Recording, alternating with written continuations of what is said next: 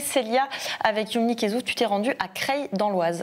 Oui, on s'est rendu dans cette ville de 36 000 habitants où près de 80% des électeurs ne se sont pas déplacés dimanche.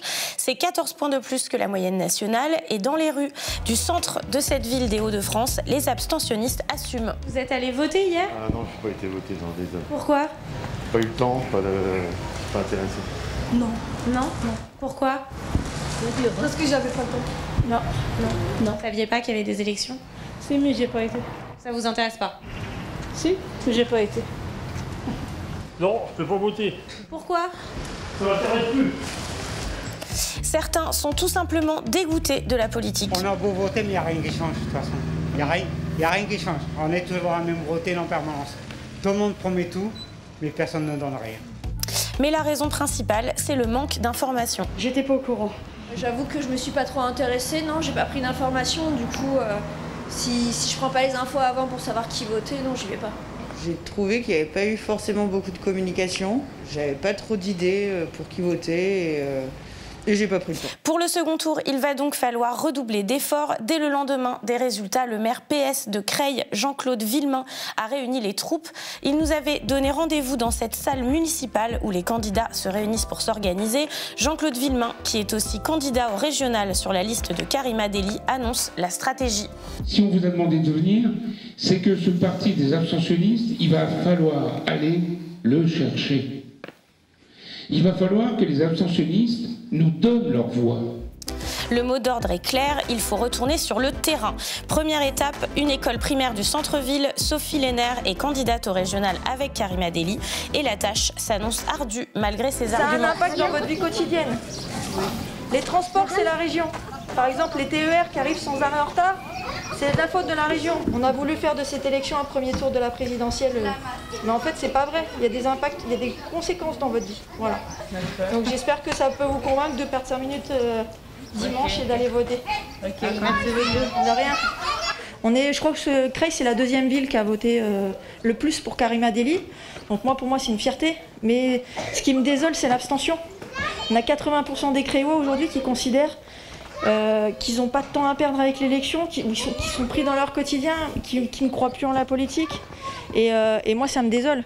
J'ai envie de me mobiliser, de leur donner envie de recroire que ça vaut le coup de s'engager, que ça vaut le coup de faire son devoir citoyen, que ça peut avoir des conséquences positives dans votre vie. Au départemental, sur le canton de Creil-Verneuil, c'est un binôme d'union de la gauche qui est arrivé en tête, talonné de près par la droite. Voici l'un des deux candidats, Adnan Akabli. Il est conseiller départemental sortant, mais aussi militant associatif. Au lendemain d'un scrutin boudé par les jeunes, il repart en campagne dans les quartiers de Creil. Ouais. Dimanche prochain. Dimanche qui vient, là. Ouais, c'est ça. Et à la droite et l'extrême droite à nos portes. Ouais, je sais, j'ai vu, ouais. Ouais. Ouais, c'est chaud, hein. Ouais, donc il faut mobiliser les gens et tout ça. Cédric et tout ça, tes filles. Tu l'attrapes, hein. Tu l'appelles, hein. Tu dis qu'il vient. Hein. Ah ouais. Merci. Ouais. À la dimanche. Mais par contre, ton fils, il n'est pas venu. Je sais. Voilà. Donc tu lui dis de venir, hein. Dimanche prochain. Hein. 80% d'abstention, c'est du jamais vu à Creil. Et du coup, on va aller chercher les votes des abstentionnistes un par un. Mais on est obligé. On est obligé parce qu'on a l'extrême droite et la droite qui sont à nos portes. Et ça nous fait peur. Une peur face à un parti arrivé troisième. Ce qui inquiète Adnan, c'est le report des voix du RN. Donc les voix du Rassemblement national vont aller en grande partie pour la droite pour faire front justement à la gauche. Et vous, c'est quoi votre réserve de voix alors? Les abstentionnistes. Et pour ça, il faut expliquer à quoi ça sert. Tous les collégiens, on va leur donner une tablette pour qu'ils puissent garder le contact en cas de rupture. Ça, c'est la compétence du département. Maintenant, si tu ne tapes pas du poing sur la table en disant « on a besoin », qui c'est qui va le faire? On demande des murs anti-bruit. Ils ont dit non. Par contre, Cofry, tu vois, Cofry, Liancourt, ils ont des murs anti-bruit. Pose-toi la question, pourquoi eux et pas nous? Alors qu'eux, il y a quoi? Il y a 4-5 000 habitants. On est à 37 000 habitants, nous. Tu vois, et on en a plus besoin. Alors pose-toi les questions, pourquoi? Il est là le lien entre nous et le département. Et c'est pour ça que je me présente. L'ambition d'Adnan est grande parce qu'ici, les jeunes n'y croient plus. Est-ce que vous croyez encore dans la politique? La réponse qui vous vient en tête? Au jour d'aujourd'hui, non, du tout. Du tout. C'est pas je leur fais pas confiance, c'est je leur consacre pas mon temps, c'est tout. On gagne du temps, c'est tout. Mais dans tous les cas, on a appris à se débrouiller seul, quoi. Ils font des promesses et ils les accomplissent pas, on va dire, et à la fin les gens ils se disent bah ça sert à rien que je vote, dans tous les cas il va pas se faire ce qu'il dit. Donc du coup voilà, moi je pense que c'est ça qui a fait que 90% ils sont pas partis voter. Pourtant tu m'as dit que tu étais allé voter. Ouais, moi je suis allé parce que moi je le connais, je sais de quoi il est capable, j'ai déjà vu ce qu'il a proposé, mais je pense que les gens ils pensent comme ça parce que moi si je l'aurais pas connu j'aurais fait la même chose.